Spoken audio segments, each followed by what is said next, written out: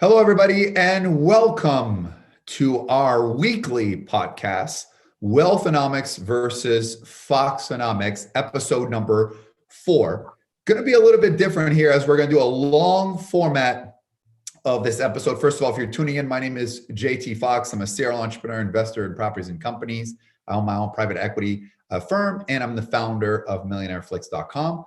The great woman you see here is Francie, my CEO, who runs all my empire and many of my companies as well. So she's here as well. And the idea of Wealthonomics versus Foxxonomics. So Wealthonomics is the way that people think and the way that it's done. And Foxxonomics is how I've been able to achieve the success that I have and maybe a different way of thinking. We're going to try a different format here today that is more kind of seeing both sides of every issue, and then let you kind of decide and give us our perspective and both kind of explore not just the issue that is happening on the world, but go more vertical as well so that we can make more educated decisions in our business, in our lives, and stop basically listening to a one-sided media. That's it. Pac, how are you? I'm good. I am interested to see what the topics are we're going to be discussing today because I'm going to give you a head start on what the topics are. So normally, if you take a look at our previous podcasts on Spotify or Apple, we took one issue and we debated it for 30 minutes. We are going to somewhat debate, but we're going to take a look at both sides. So both of us to kind of go with how we would see the world from both sides and then give us our opinion as well. So number one, we're going to talk about to be vaccinated or not to be vaccinated as the vaccines in America, in the UK are finally start rolling out. We're going to talk about DoorDash, Snowflake, Airbnb IPOs with insane valuations as well. Has Trump acted like a sore loser or does he have right? Massachusetts just filed a complaint against Robinhood for failing to be a fiduciary to their investor. Is the Biden administration going to be another Obama administration? Bitcoin passes over $20,000. And why are people keep moving out of Southern California, New York, and many of these Democratic states and moving over to these Republican states while still being Democrats? We're going to explore that as well. So what do you think about these topics, Pac? I feel like we have a lot to cover, so we probably need to go ahead and jump in. And by the way, if you're watching this, please give it a thumbs up. And we want participation. We'll read all the comments after, but we want participation from you guys because ultimately, you guys decide. But I think the idea of having...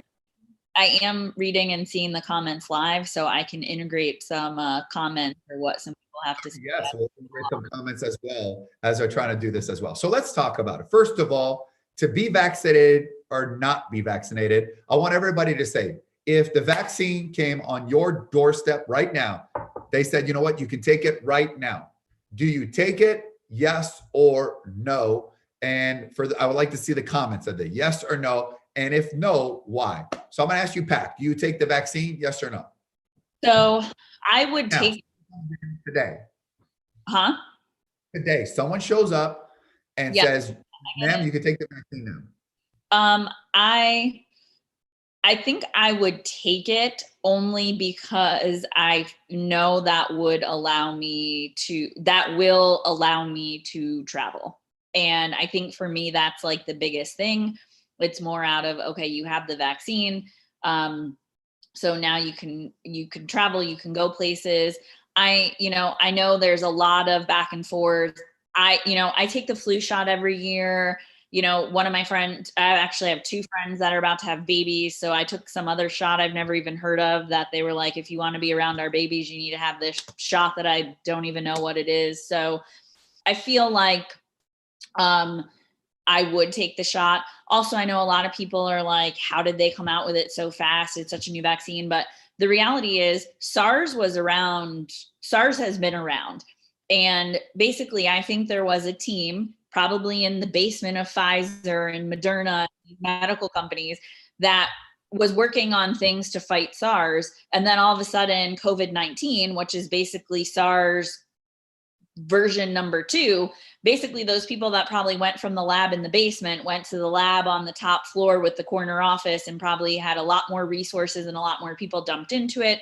So I don't think that the vaccine is like out of nowhere, they made this vaccine in a matter of months. This has been something that has probably been in the works, but on the back burner, and now is the front burner. I will say though, if it wasn't a travel requirement and it wasn't something that so many people were freaked out about, I would probably wait a little bit to take the vaccine. But I mean, at the end of the day, all of our medical professionals are getting it first. So I mean, we got to hope and pray it's going to work. Otherwise, it's we're going to wipe ourselves out because we're not going to have any medical professionals to take care of the rest of us when we get sick. Here's my point. I am going to take the vaccine. If they knocked on my door, I would take it. People say, why is it so quick? Well, you pretty much had everybody drop everything they were doing and focus 24/7, 365 on this as well. I think part of the problem you have now is the fear mongering. We already know, by the way, that if you don't take the vaccine, you won't be able to go to, at least right now, Canada, Australia, and New Zealand. That's just 3 things that are happening right now because these countries, in essence, close their borders to everybody. So don't expect them to say, okay, we have a vaccine, let it back open unless you're vaccinated, because what was the point of shutting down as well? Now, part of the problem is the distrust of the media and the distrust of our politicians. You had the Democrats do a very good job saying, oh, any vaccine that comes from Trump because of the administration is to be doubted. Well, what happened in New York? Como took a nurse in front of Como took the vaccine. So on one hand, it's horrible 30 days before, now it's bad. And it's shameful, the hypocrisy and the nastiness that people would politicize a vaccine that has basically changed the way of our life. So I can understand why people who don't want the vaccine, because they don't know who to trust. I think what happens is you're going to have people be like, oh, I had a fever, I don't feel very good, and make it seem. There's already, was it a rapper called, what was it called? Not Little Kim, but Cardi B's Offset posted picture of her who the vaccine said it gave that as well. I did the research as well. That's not the case. People misspread this type of information. And the question is, this vaccine will be, eventually, here's my point, people will resist it, but eventually I believe everybody will take it, because if not, you won't be able to go to places, you won't be able to travel places, you won't be able to attend things, because I don't think you have Ticketmaster who's thinking about creating a database where people have to show a negative test, or they're in the database of some kind of, like, no different than when people go to TSA airport. So people are like, I don't want to be on some list. Everybody is on a list. Okay. They have all your information. The government knows everything about you already. They have your driver's license. Like, you have and I laugh when people are like, I don't want to be on the list, but I know we haven't traveled internationally in a while, but I'm just, I flew domestically last weekend, and the flight was out of the international terminal, and you were using those. And I know you've used them when we were flying international before, where you don't even show a boarding pass. It just scans your face, and then they know who you are and what seat you're sitting in. So it's like, you may proceed to the airplane. Unless you're living in a residence that is off the grid, without internet, without power, without any bills, without a credit card, without an ID of some sort, like, you're in the system, so to speak. We're being watched everywhere. It's just kind of, it is what it is. And at the end of the day, I look at it like COVID, I am someone too, as you are, JT, we're young, we're healthy.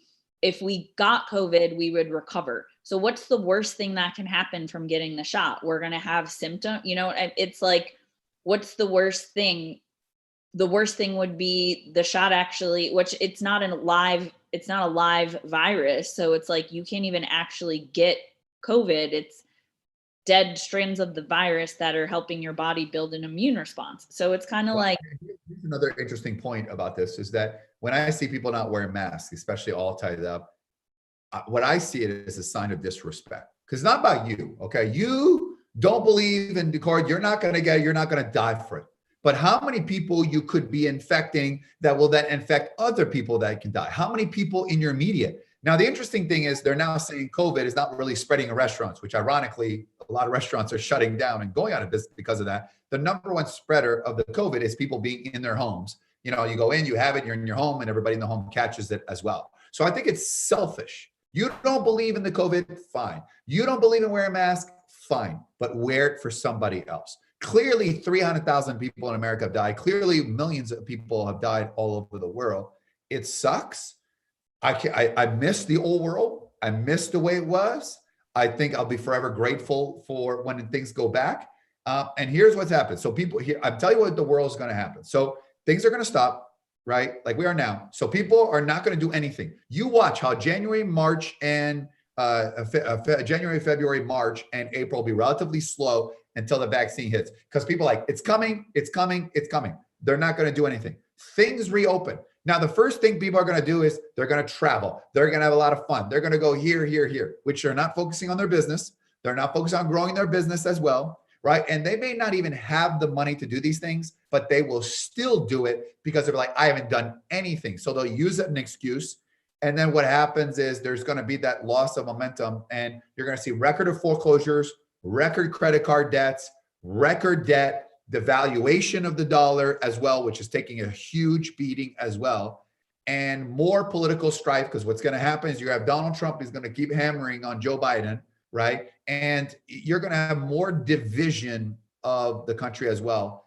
And that's kind of the point it is too. So now's the time to hunker down. Now's the time to prepare, to keep working, to strategize on your business. So we'll take it to the next topic. So IPO. So we're one of the biggest kind of pandemic and world calamity in a long time.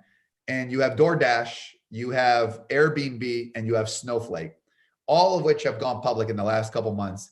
And they have like doubled and tripled their stock and their valuation. Snowflake doesn't even make money. Airbnb, I don't think even makes money as well. I know DoorDash loses money as well. You still have Uber loses money as well. You have a lot of, and what we're now seeing, right? The Wealthonomics theory about this. I see people who I know on social media sharing, I did this trade, I made $940 here, and I made $200 here, and I made $1,000 here. Everybody is an expert. And what you now have is what is called a casino theory, right? Everyone has a hot hand at the casino. Everybody's winning. Everybody's excited. And when things start getting hit, I don't know what it's going to be because it can't go up forever as well. People are going to lose fortunes and they're going to lose. The world is irrational. We're in a pandemic. The stock market is higher than it was before the pandemic, yet there's still record unemployment. There's record business not working. One of the biggest segment of the economy is tourism and airlines. Those are getting hammered as well. Restaurants are getting hammered as well. The world makes no sense. So what do you think about this new world, about all these unrealistic? It's starting to look a lot like 2001 all over.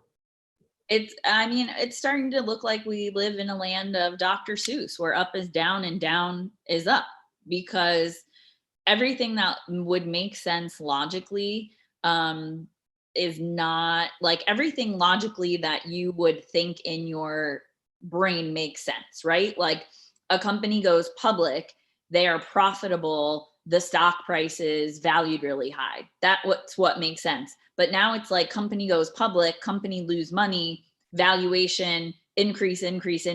That, like, 1 + 1 now equals 6. It doesn't equal 2. And so it doesn't make sense. It doesn't make sense that we're in a pandemic, unemployment has gone up, you have people displaced, you have, what was it, 33%, I think I sent you yesterday, of people that, are on the verge of being foreclosed on when the forbearance ends because they're delinquent in paying their mortgage. Yet you have home purchases at a record high, right? Like, like the real estate market is hot right now, which doesn't make sense considering people aren't paying their mortgages and unemployment's at an all-time high. So it's like 1 + 1 does not equal 2 anymore, and it doesn't really make sense. And the challenge is, at some point all those things catch up, right? And I think you're right. It's the 2001 where it's like everything's rocking and rolling and rocking and rolling, and people were kind of like, something's going to happen, something's going to happen, something's going to happen. And then 2008 hit, and eventually it all catches up with you, right? Like if you've never traded a day before in your life and you're just making really great guesses right now, which right now it's not that hard, right? Like, oh, I'm going to trade Zoom because Zoom's going up because everyone's stuck at home. I'm going to trade these medical stocks because they're announcing that they right? Like, it's not hard to guess, right? But like under normal circumstances, are those people gonna then like still be able to be successful? And at some point, like, I think it's gonna catch up to everyone. I mean, it's gonna catch up.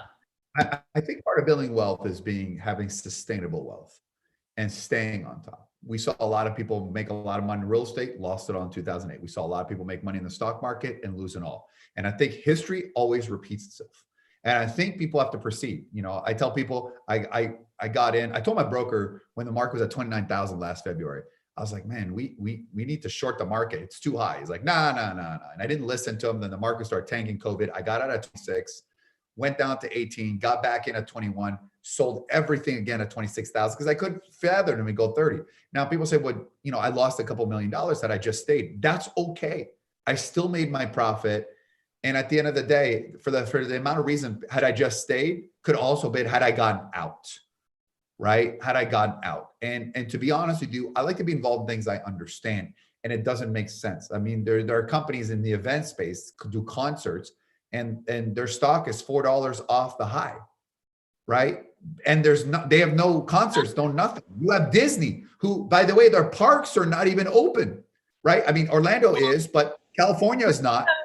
The theme parks in Orlando are open and thriving. I will tell you that. Florida is open because they live in a different country. Florida is like a different country. No, Even Florida, we're not going to close the restaurants. We believe in herd immunity of open everything. So many people will get COVID that then eventually it'll just flatten off.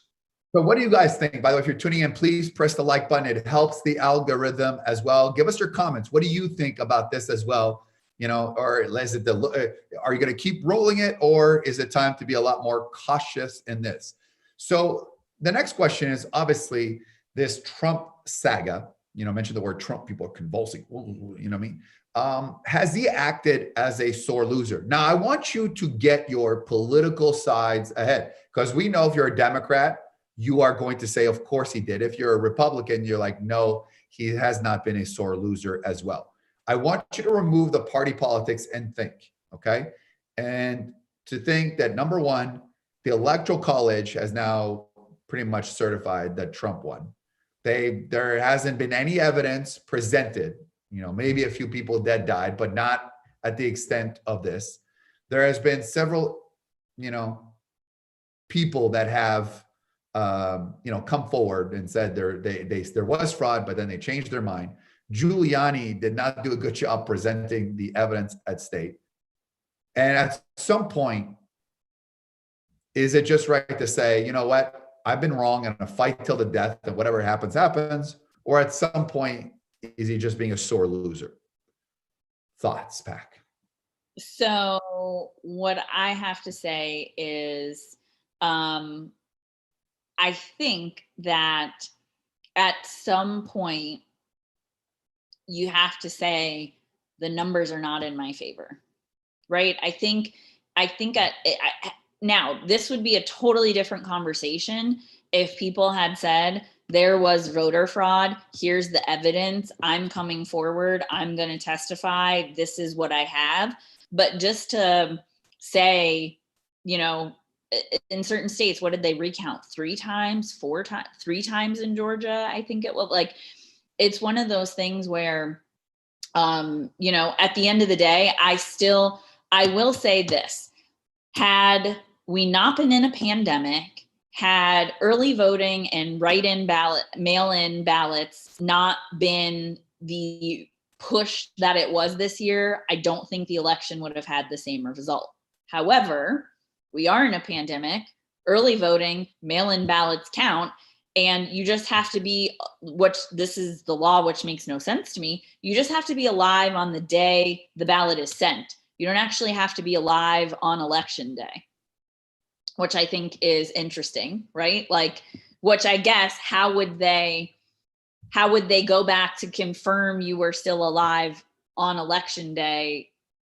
Whatever. But I think it's the cards that were dealt, right? It's the cards that he was dealt. And unfortunately, his hand is not the winning hand. And at some point you have to kind of like,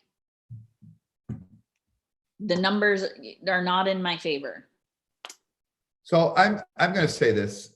The way people like to say, I can't believe Trump says this or does this. You know, I knew him before the election. I knew the family. He's always been like this. The way he is what got him to become president. The way he is also why he didn't get reelected. Right. And I think that's what we need to see. And at the end of the day, I think he got the shorthand. If it had been for COVID, he would have won. I think we could agree to that. The economy was on fire. If it had not been, from day one, you had the Russia, which turned out to be nothing. You had the Ukraine, which turned out to be nothing.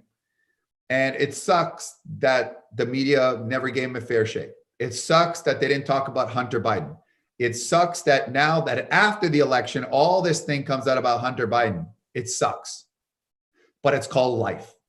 And you said this before, that's the hand he was dealt. I deal with situations every day that are not fair.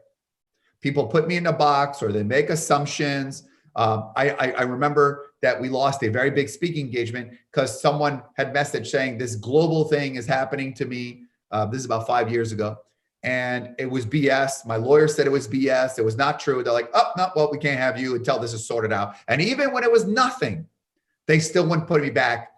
And that's the way life is. Life is not fair. Life is not easy. Business is not easy. So at the end of the day, those are the cards that were dealt. Okay. So he's got two options to do. He'd be say, you know what? Fine. I'm going to leave, but I'm coming back in 2024. And he's going to like terrorize Joe Biden for the next 4 years and watch everything and not go out in the sunset. And then he's going to go out making millions of dollars in speeches, go back to his properties, cut deals, and maybe say it's not worth it for me to run. I just said that. And then he'll be the kingmaker of the party. 70 million people voted. You may not like him, you're watching this, but 70 million people voted for him. So, but I'll tell you another thing too. It doesn't help when you basically attack John McCain. And I know John McCain, right, was not a fan of him. But when you attack John McCain, and he's a huge hero in Arizona, that doesn't help. It also doesn't help. And what we've seen, he lost this election because of his personality. You offended or white women, suburban, did not vote for him because they did not like the pettiness of the Twitter and the back and forth. So at the end of the day, lost not because he didn't do a good job. He lost because it was a personality thing. And there are times people don't do business with you, even though you have the best product, even though you have the best service, they just don't like you or what you stand for. And to be honest, I'm the same way with Nike, right? I don't like how Nike politicized. I'm not Under Armour, right? And Nike makes a phenomenal product. There's no question about that. But because I don't like their politicized, I choose not to buy him, just like people choose to not like the way his personality is and cannot look at all the good things because the personality, because people do business with people they like and they trust. And as a result, it didn't happen. That's where we're at. Well, I mean, the problem is, lost a lot of the suburban white women because of how he spoke about women. Well, what did he say about women after the election? Give me one example. Well, they were kept replaying all the things that came up before. Yeah, that's not why he didn't get it, because that audio was out before the vote was out. So people already knew. I think people were willing to give it a chance, but then it becomes, but then you also had people like, what's her name? Why can I not think of her name? Your buddy. You had her at Mega. Your best friend. You had her at Mega. That was like such a Trump. Omarosa, thank you. I was like, I kept wanting to say Kimura, but I'm like, it's not Kimura. Omarosa, who was like, as a, very outspoken woman, very pro-Trump, then he gets elected. She's part of the campaign, then very anti-Trump. And, you just had. With that one, by the way, with that one, you know what? She became anti-Trump after she got fired. So let's. No, I'm not disagreeing. But my point is. But I know what your point is. But look at this. How many times that in our organization where I've done for something. Hey, another battle he did not win, and white women that are moms and how adverse they were when the whole children at the border being put in cages, right? Like it's those little things that I think over 4 years. But that was a policy enacted by Obama. The problem is that it's the way but there was a policy enacted. Do you really think Trump said in the Oval Office, I want these kids gone. I want these kids in jail. I have no choice to say you're going in the cage. It's going to be a beautiful cage. It's going to be bigly. Nobody has bigger cages than us. You and I both know white, successful, educated, suburban women who that did not sit well with. Listen, what I learned from all of this. But my point is, we have a tendency of, if someone says anything, of fighting back, right? Of someone does a comment and someone fights back, right? And if you take a look in sports, someone says something or pushes you, the ref doesn't see, it's the other person that hits back that always gets penalized. And I think the lesson for all of us, before we move on to the next zone, Will, too, is sometimes you just have to ignore and walk away. And I think if you had done that, also, if you had done a better job in the first debate, been more like the second debate. I think, honestly, when he became president, somebody just needed to take his damn Twitter. Or give him a fake Twitter that he thought was Twitter, but it really wasn't Twitter. Like it's like a fake Twitter, and then him not have, Yeah, but again, the man is a billionaire. That's the way he always been. You're 73, you don't change. And at the end of the day, when people don't like you, it doesn't change. They just end up hating you more. And interestingly enough, he did pick up African-American and Latino votes, which surprised everybody. But it wasn't enough. And I think Joe Biden at the end just hid in his basement and played his cards very right. So you have to give him credit. You have to give him credit about how he played this, because normally the incumbent president's a lot harder to unseat. And Trump had to keep defending himself while Biden just had to sit back. And, Trump had massive rallies and Biden had 4 circles with people in it, but you have to give him credit the way it's been. And also too, he had to adjust when he. I will go back, and I don't even know the numbers. I'm making a statement, and I would definitely back it up. If it was day of poll numbers only, I would bet you anything Trump won. And I stand by, it was 100% the opportunity for the mail-in and write-in ballots that people voted that never would have went to the poll and voted. And that is why he lost the election. Social media did a great job about register to vote. There's no doubt about it. But again, that is what it is. That's the card. It's like saying it's not fair. I got bad cards. It's out. All right, let's move on to the next one here as well. Massachusetts filed a complaint today against Robinhood, the app where people trade, because falling short of fiduciary obligations, and they're not scanning whether people have money or not, and people are losing money, and they're not putting their best interests at first as well. So at some point, should people take accountability for their own responsible, or now our apps or people like that should measure, hey, do they have money, or how do we make sure we take care of it, or is it buyer beware? Pat? So, if I have a credit card and that credit card has given me a $20,000 credit limit, and I go to the store and I buy a whole bunch of stuff, and I run up $20,000 on my credit card, nobody's checking to see whether I have a job and income to pay off that $20,000, right? I could have lost my job and been an idiot and decided to go on a shopping spree to make myself feel better and not have a source of income coming in. So what's the difference then if I go on an app and I'm like, oh, I'm going to start trading and lose all my money?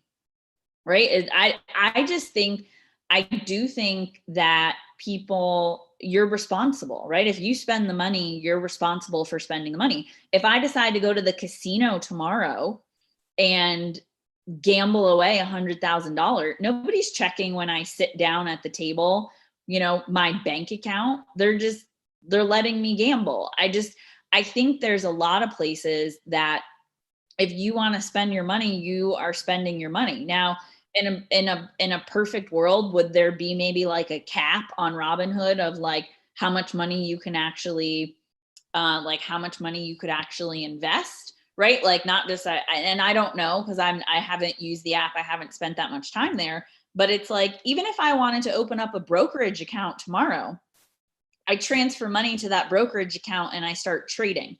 Nobody is checking from that brokerage account, what's my net worth? How much money do I have? Is that everything I own? What percentage of what I own is that? So I think, if we get into and I could debate it either way, but I really think if we get into. Okay, so number one, again, I'm not surprised that this is coming out of Massachusetts, a blue state, because this is this type of, well, it's not your fault, right? It's big bad company's fault. So there's that non-responsibility. You don't see these coming out of Florida or Texas or Tennessee or other Republican states. It's always the blue states that come up with this, or New York, right? This would have come out of New York or Massachusetts. The problem is this: people have a choice to go to, let's say, Edward Jones or a Schwab or their local banks or Ameritrade or TD and have a representative. They chose to open an app so they can trade directly on the app. So they chose to wire money in. And it's not like we have minors, right? Minors that are able. So, by the way, if you're smart enough to vote, okay, or you're eligible to vote because you're smart enough to vote, then you should be smart enough to take responsibility for your action. If we're saying that these people shouldn't have had the opportunity to invest, then why are they voting? Why are we letting people vote if they can't even take responsibility for their own actions? So they're responsible enough to vote, but they're not responsible enough to smoke or drink or run an app. So at the end of the day, they can smoke, they can drink, they can do whatever they want. They're adults. They did it. You got to live and die by the consequences of what it is. So there's this whole notion of responsibility and the problem with this is that you're now developing this notion where it's not my fault. It's the app's fault. I should, just like 2008, it's not my fault. The bank gave me the money. The mortgage broker gave me the money. It's not my fault. So when you don't take responsibility for your actions, how are you supposed to grow? How are you supposed to learn?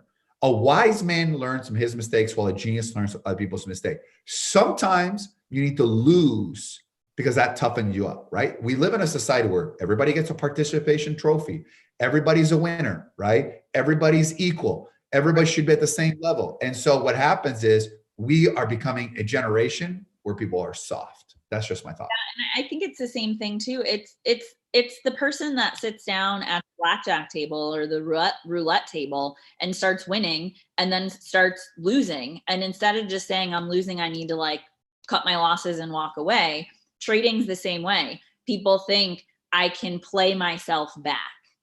I can get myself back out of the hole, which usually majority of the time is only digging them deeper into the hole. And I think it's a lot of people just have that mentality of I'm gonna fight my way back, or I'm Here's gonna fight my way if it's back. meant to be, it's up to me.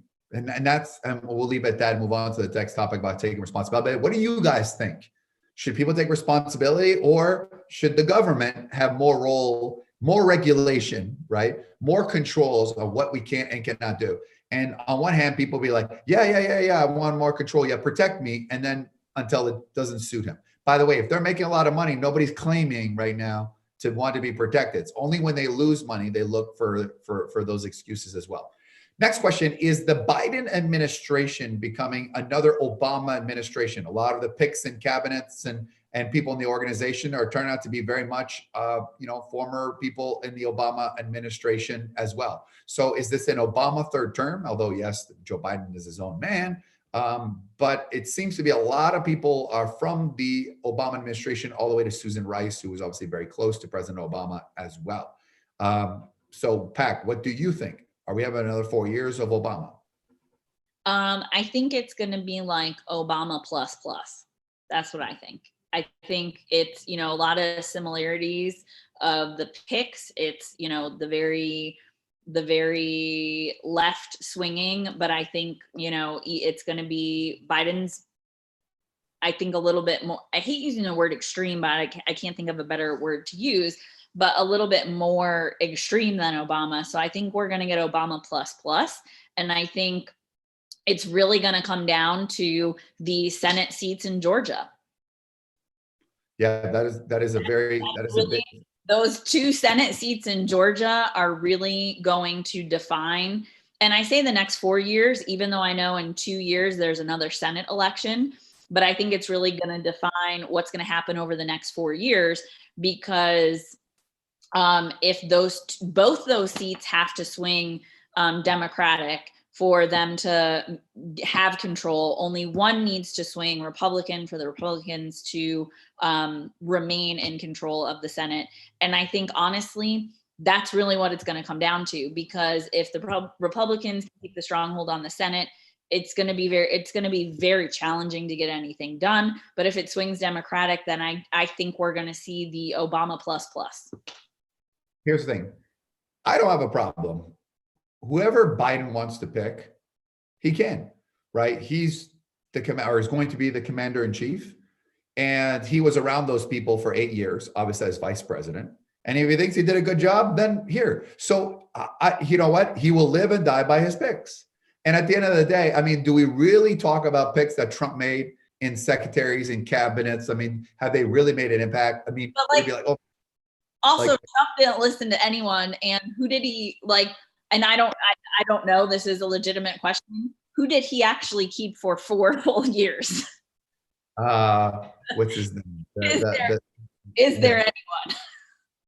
The guy, yes, the guy in the VA, the African-American guy. I forget. Oh my God, forget his name. These VA affairs.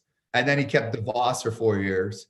But other than that, yes. So here, I think at the end of the day, here's the thing: whether you like Biden or you don't like Biden, he is the president or going to be the president. And I will support the president and I'll respect the choice of the people. I may not agree with their choices. I think, for tax purposes and other purposes, but that's fine. I can be, here's the thing too. I'm not a Republican. I'm not a Democrat. I'm really an independent because I make my own independent decisions. I like things from both sides. But now we are a society that if you like one thing, oh my God, he likes Trump. Oh my God, he likes Biden. Oh my God, you're a traitor. You're not. And so and by the way, that has made me thinking this way has made me a better entrepreneur, a better human being, and I'm not caught up into the drama. Here's the thing too: I ain't getting paid for all this drama. So you know what? If I'm going to deal with the drama, then I might as well get paid for it. So that's my position. Next one: Bitcoin has now crossed over $20,000. As I look at that, it's at 20,836. Full disclosures, Pac and I are involved in Bitcoin. We were 3 years ago when it was at 19. We were sitting in an office in Berlin. We got everything happen. And then it started going down hard for 2.5 years, all the way down. I remember 3,200. And I kept thinking, should I sell at 3,200? Should I sell at 5? Should I sell at 8? Should I sell at 9? Should I sell at 14? And I started with cryptocurrency with this. It's either going to make me more money than I've ever done, or I'm going to lose it all. And it was very tempted many, many times to sell it. I have bitten the bullet, and now I'm a very happy man. And I don't plan on selling, even taking profits or anything like that, because taking profits would be taxable at a high rate. And number two, it doesn't really matter at this point. So what do you think? Is Bitcoin, in your opinion, the new gold? We know it's going to be around. I think it's pretty clear that it's going to be around. You have PayPal, you have Square using it as well. But is Bitcoin going to be the new gold, the new silver, the new standard? I think Bitcoin is in an interesting position because I think there's a lot of people that can't get their Bitcoin. So it's interesting because of what Bitcoin is and how it works. The security that is surrounded by accessing your Bitcoin account, or 2-3 years ago, the amount of accounts that were out there to buy and sell, like apps to be able to buy, trade, sell, whatever, that shut down, and, you can't get your money back out of that. Like, there's just been a lot of things where I think there is a lot of money that's floating around that I don't know that anyone will ever be able to access. Not in Bitcoin, but in some other cryptos. I mean, I lost money just out of the app isn't there anymore, and you can't get your money out of it. It's like, so I think, it's a little bit different than gold or silver, because you can actually have a gold bar or silver and, hide it in your safe or whatever, where Bitcoins work a little bit differently. And what you see in the industry, which is really annoying, is now it's at a high. So everyone's trying to figure out, how do I get it? How do I access it? When over the past 3 years, it was like, oh, whatever, I guess that's a loss. And then it's like, oh, you haven't accessed an account in 4 years. And now you're wondering why you can't get into it, because of the technology and in the system behind it. I think there's a lot of uses and there's a lot of reasons that people like cryptocurrency and understand cryptocurrency and see the benefits of cryptocurrency. But I think we're still, a long way. I think the value could go up even more, because there still is not full market penetration. There's still not, mass market adoption. Like, I think it still has a lot of room to grow. Fun fact, there's one country in the world that you can pay by Bitcoin anywhere there, and that's the capital of Slovenia. So you can actually, anything you do there, you can buy a Bitcoin. So very interesting that you can pay anything. A lot of places they don't accept, and maybe that will change as well. Here's the point. I think the lesson for everybody here is patience. Two things. It's a scam. It's a bubble. It's not going to work. And that's straight from Warren Buffett and people like Bill Gates. Okay. So that's number one. You have very intelligent people who got it wrong. Number three, patience. And we have become a society that had you been patient, right, and stuck with it for people unloaded or people got of it, then it would be very different. But again, there's a tremendous amount of risk. And I think there's still amount of risk because there's still a lot of unknown. I think at the same point, like, this is a scam. There is not a dollar worth of. What's up? The $1 bill. Look at you pop up. The dollar bill that floated down to my balcony when the neighbor was throwing money off his balcony. That's where how rich you are, where you can be in an apartment where people just throw their dollar bills from their apartment. But I mean, the reality is this is a scam, right? This is a piece of paper. And you and I both know there is not $1 of gold for every dollar of currency printed in the Treasury Reserve to back up this dollar bill. There just isn't.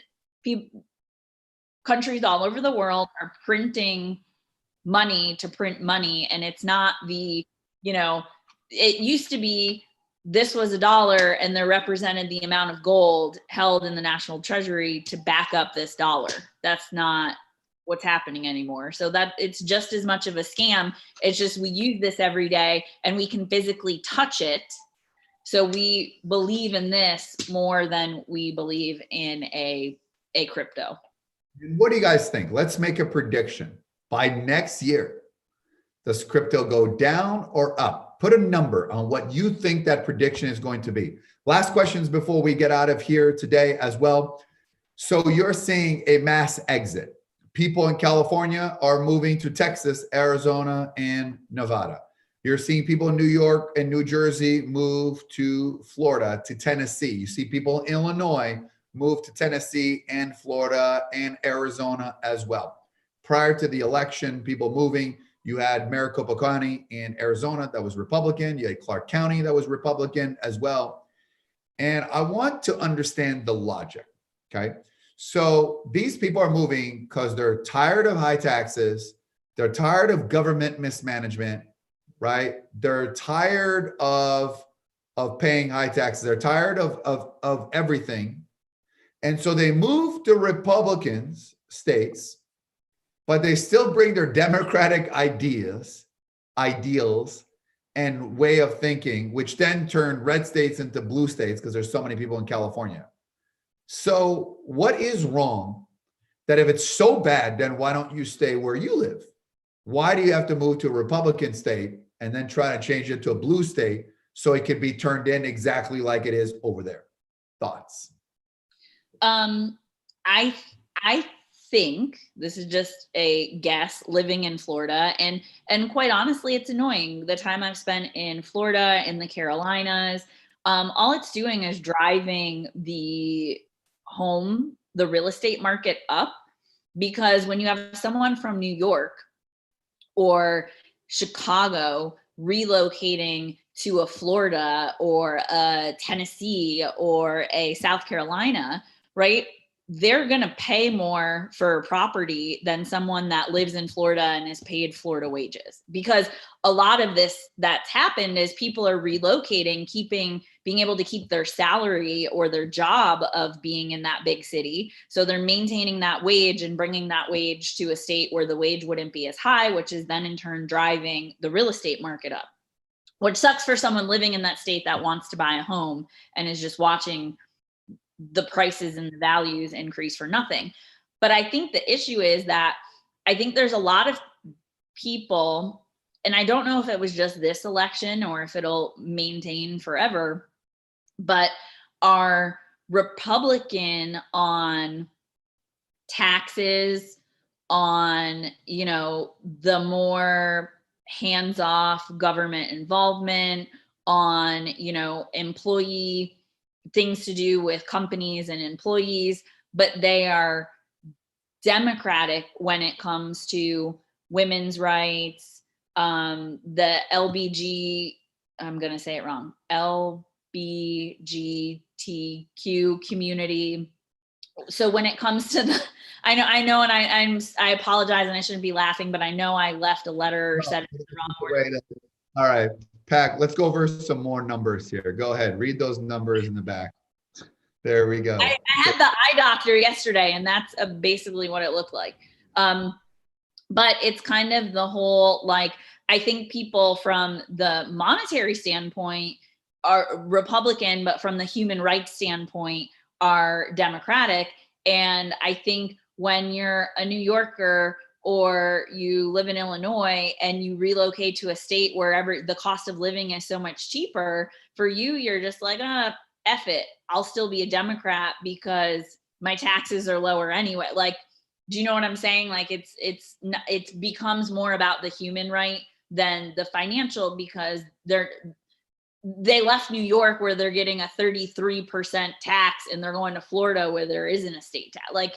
So it's just I'm going to go on the human rights side versus the monetary side, because the problem is that when they bring those types of people to get elected, they're all in and they're all about rich people should pay more taxes and we should have higher taxes. So the problem is that here's the situation.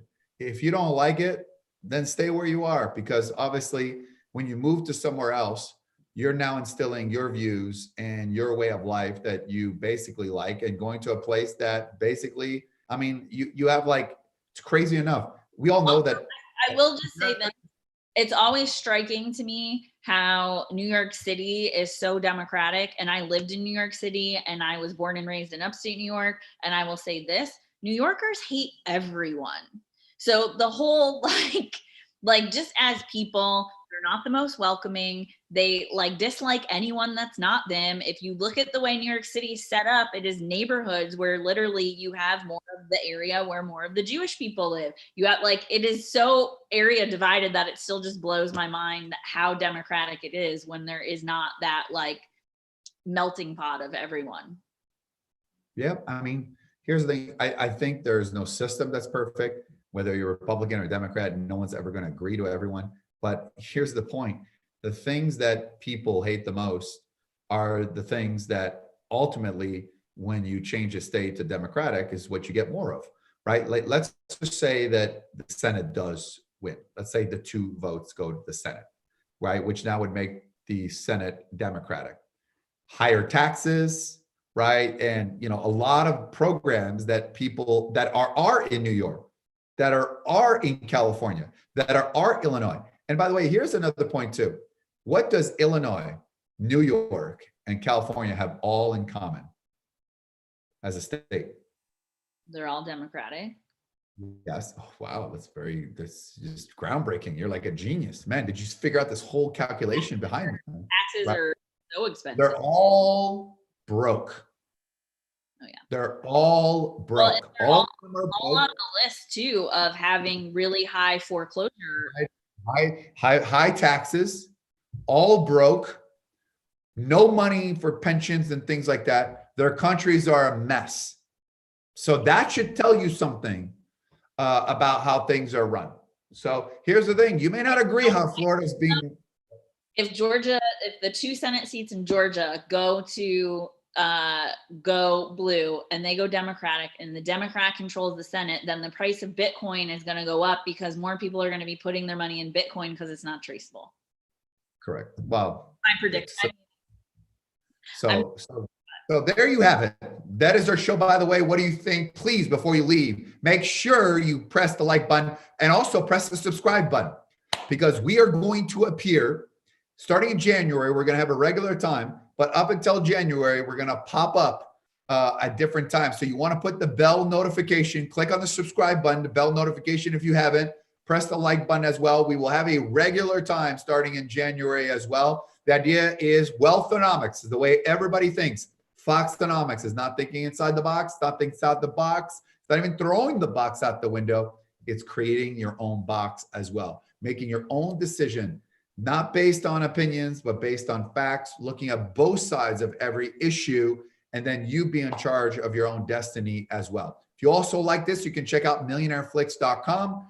Also, some of our previous podcasts are on Spotify and Apple, so you can listen. They were a very big debate. Here, we just tried all the news. So let us know what you thought of this format, or you prefer taking one topic and debating that for 30 minutes as well. We appreciate you. Thank you very much. We will see you next time. And remember that success is not a matter of chance. It's a matter of choice. Thanks for being on.